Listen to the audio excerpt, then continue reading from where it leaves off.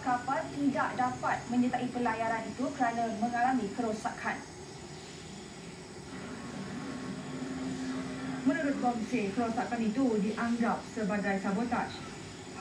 Berikutan itu, misi talian hayat ke Gaza dipecahkan kepada dua pasukan dengan gelombang kedua melibatkan dua kapal yang sedang dibaiki itu dan Rachel Corrie yang berlepas dari Ireland dan kini berada di Malta. Rachel Corrie merupakan satu daripada 3 kapal yang dibiayai Perdana Global Peace Organisation PGPO hasil sumbangan rakyat Malaysia. 2 lagi kapal kerajaan rakyat Malaysia ialah Challenger 1 dan Challenger 2 yang merupakan kapal penumpang yang dinaiki ahli-ahli Parlimen Eropah dan aktivis.